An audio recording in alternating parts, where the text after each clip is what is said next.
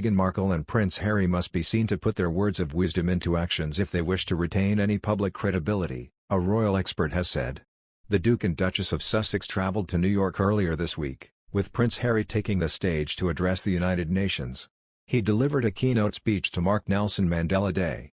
Harry, 37, used his address to call out political leaders for slow progress on tackling climate change. However, the couple came under fire after analysis showed their trip from the UK to their California home after June's Platinum Jubilee celebrations emitted 10 times more carbon than if the couple had returned via commercial flight. He told the UN General Assembly, "As we sit here today, our world is on fire, again. And these historic weather events are no longer historic. More and more, they are part of our daily lives, and this crisis will only grow worse, unless our leaders lead."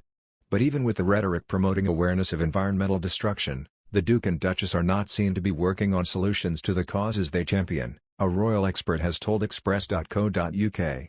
Professor Pauline McLaren of Royal Holloway, University of London, raised the possibility that Meghan and Harry appear hypocritical to those they appeal to, despite Harry's moving speech.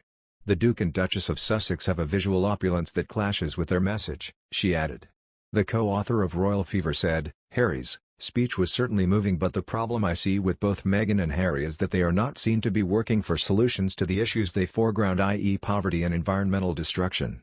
Indeed, many think they are hypocritical to be traveling frequently in private jets and sporting high-end fashion brands such as Mulberry, Manolo Blahnik, Givenchy, and Cartier.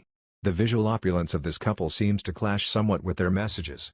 For example, it would have been appropriate for Meghan to foreground sustainable fashion brands in her choice of clothing for the UN.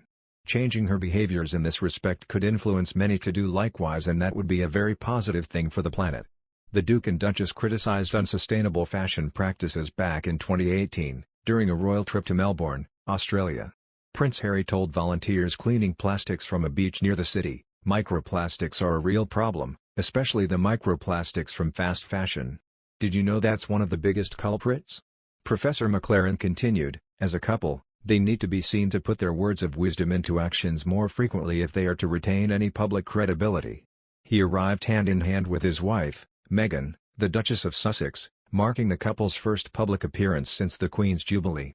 During his speech, 37-year-old Harry recalled a photo of his late mother, Princess Diana, and Mandela taken in Cape Town in 1997, not long before her death. He said the photo, which was given to him recently by Archbishop Desmond Tutu, "is on my wall and in my heart every day. When I first looked at the photo, straight away what jumped out is the joy on my mother's face," Harry said. "The playfulness, cheekiness, even. The pure delight to be in communion with another soul so committed to serving humanity. Then I looked at Mandela. Here was a man with the weight of the world on his shoulders, asked to heal his country from the wreckage of its past and transform it for the future." Later in his speech he noted the world still faces the same challenges that were around during Mandela's life, including racial intolerance, the divide between rich and poor, hunger and food insecurity, war and climate change. However, critics were left unimpressed at the royal's appearance, with Russell Myers, royal editor for Britain's Daily Mirror, telling Sunrise hosts Natalie Barr and David Koch, "A lot of people around the world are scratching their heads. Poor old Harry, you look at the people who are gathered and there weren't too many of them in the room. So you can make of that what you will," Myers said. "I'm sure a lot of people around the world will be hearing about his speech, maybe even tuned in. He tackled some really big issues, climate change, the weapon of lies and disinformation on the internet.